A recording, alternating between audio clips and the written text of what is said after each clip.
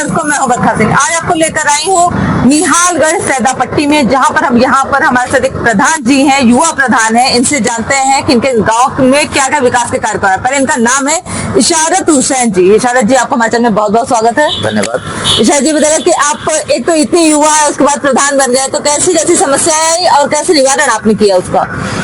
हमारी ग्राम पंचायत में वैसे जब से मैं प्रधान बना हूँ और अभी तक को कोई ऐसी समस्याएं नहीं आई, और जो भी समस्याएं आए भी हैं और पूर्ण रूप से उसे निस्तारण किया गया है। ज्यादातर ग्राम सभा में गलत चीजों का इन्वॉल्वेशन नहीं होने दिए। जैसे नजर रही आपकी? हाँ, जैसे कि बहुत चीजें होती हैं कि प्रधान की नजर में नहीं होती तो वो मिस हैपनिंग हो जाती है और फिर उससे गलत फायदा लोगों को मिल जाता है।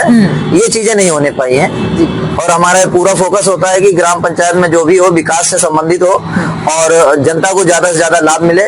जनता नाजायज परेशान ना की जाए, नाजायज जनता को कहीं से भी दलाली या तो कोई पुलिस का इन्वॉल्वेशन, जी, दुष्प्रचार जनता के बीच ना होने पाए, जनता से संबंधित काम किए जाए।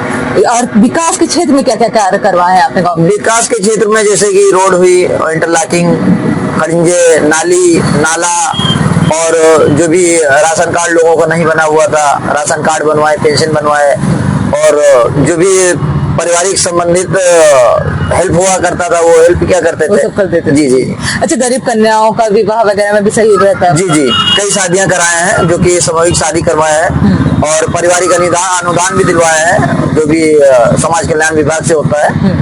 जो भी परिवार जनता से संबंधित कार्य हुआ करते थे वो सभी कार्य किए गए।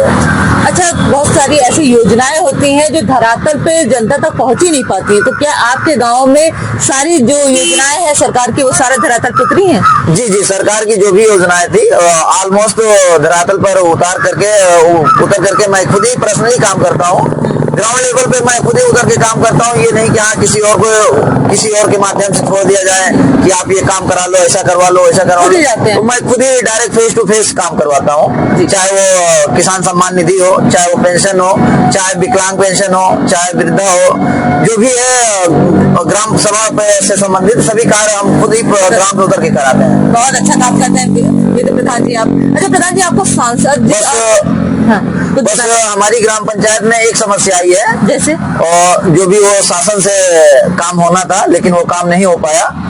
आरआरसी सेंटर कचरा घर, जो कि भारत सरकार की एक प्राथमिकता पर ये योजना को लाया गया था, लेकिन वो काम नहीं हो पाया।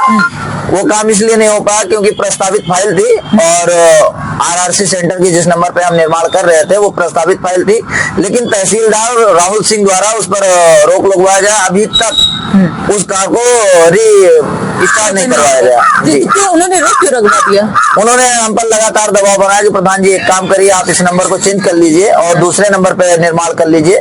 पर उस नंबर का इतना दुष्प्रचार हो गया था क्योंकि ग्राम सभा स्तर पे अगर उस नंबर को हम चेंज करते हैं तो बहुत सारी समस्याएं आ सकती थी, इसलिए हमने वो नंबर नहीं चेंज किया और वो कचरा घर पूर्ण रूप से बाधित पड़ा हुआ है। वैसे पड़ा माल, जो भी गिट्टी, मोरंग, ईंटें, माल सामग्री पूरी वहीं पे पड़ी हुई है, लेकिन पुनः निर्माण का कार्य नहीं चालू हो पाया। तो मतलब उनके जो भी हस्तक्षेप करने की वजह से वो कार्य नहीं हो पाया, तो फिर इसके लिए आपने कहीं अपने सांसद या विधायक के पास गए इसके लिए? जी, मैंने सांसद जी को भी रजिस्ट्री भी किया था और हैंड टू हैंड एप्लीकेशन भी रिसीव कराया था और एसडीएम साहब को भी, तहसीलदार साहब को भी और जिलाधिकारी साहब को भी, सबको मैंने विद रजिस्ट्रेशन और विद ऑफिस में जाके hand to hand application receive कराया था, लेकिन अभी तक कोई कार्रवाई नहीं, कोई सुनवाई नहीं हुई है इस पर। जी, तो ऐसे ही मनमानी चलती रहेगी क्या इनकी? अब इस पर तो आप लोगों के माध्यम से हो सकता है, अगर चैनल पे चलाया जाए या कहीं से भी ऐसे सोर्स लगाया जाए, हो सकता है इस करप्शन पर रोक लगे और इस काम को रिस्टार्ट कराया जाए, क्योंकि ये शासन की प्राथमिकता के आधार पे ये योजना थी। लेकिन सरकार ने इस काम पर, हमारे अनुसार सरकार को इस पर नजर रखना चाहिए और ज्यादा से ज्यादा कोशिश होना चाहिए, जो भी ऐसे काम हो, बाधित काम, उन्हें रिस्टार्ट कराया जाए। जी बिल्कुल, क्योंकि सरकार से भी यही अपील है कि इस टाइप की अगर जो योजना है, अगर उस पर प्रधान कार्य करे तो उसमें हस्तक्षेप किसी और का नहीं होना चाहिए। खैर देखते हैं इसे प्रशासन कब एक्शन लेती है। वो नवीन प्रति का नंबर था, जो कि वो एक सामाजिक नंबर था, उस पर कोई रोक लगाने की जरूरत भी नहीं थी तहसीलदार साहब को। लेकिन उसमें क्या मामला था अंदर से क्या नहीं था, वो तो अंदर की बातें थी उनकी। उन्होंने कुछ क्लियर भी नहीं किया, बस ये किया कि दबाव बनाया कि प्रधान जी एक काम करो, उस नंबर को छोड़ दो और दूसरे नंबर पे जाके निर्माण कर लो। और वो प्रस्तावित फाइल थी, इसलिए हम उस नंबर को चेंज भी नहीं कर सकते थे। अगर नंबर उस नंबर को चेंज करते तो हो सकता है बड़ी समस्या उत्पन्न हो जाती और ग्राम सभा पूरी तरह से विरोध जी उस नंबर पर काफी विरोध हो जाता है और दंगे का माहौल उत्पन्न हो सकता था। इन चीजों से बचने के लिए मैंने उस काम को रोक दिया। आप शांतिपूर्ण चाह रहे थे गाँव में और इस वजह से उसको फिर रोका। जी उसी तरह बाधित कार्य पड़ा हुआ है। अच्छा, आपके गांव में हिंदू मुस्लिम दोनों है, तो ऐसे एकता भाव रहता है? बहुत अच्छा एकता भाव रहता है। दुर्गा पूजा हो, चाहे दीपावली हो, होली हो, ईद हो, बकरा ईद हो, मुहर्रम हो, पूर्ण रूप से एक दूसरे के समाज में शामिल होकर के सभी काम को आगे बढ़ाया जाता है और आपसी एकता अखंडता को मजबूत किया करके रखा गया है। ये हमारी ग्राम पंचायत ही नहीं है, ये पूरे अमेठी क्षेत्र की सोच और विचार इतने अच्छे हैं कि कभी भी हमारे यहाँ कोई मतभेद पैदा नहीं हुआ। जी, ये मतभेद तो लग ही रहा है कि नहीं हुआ, क्योंकि यहाँ पर हिंदू वोटर ज्यादा है, बहुत ज्यादा है। और इससे पहले जनता का दिल कितना जीता हुआ है। हमारे यहाँ लगभग 100% में 30% मुस्लिम वोटर है, 70% हिंदू वोटर है। और पहली बार की इस पंचवर्षीय की पहली बार हमारी ये प्रधानी चल रही है। पहली बार हमारे परिवार से हमने प्रधानी भी लड़ा है, इससे पहले हमारे परिवार में कोई प्रधानी भी नहीं लड़ा और पहली बार में ही कामयाबी मिली।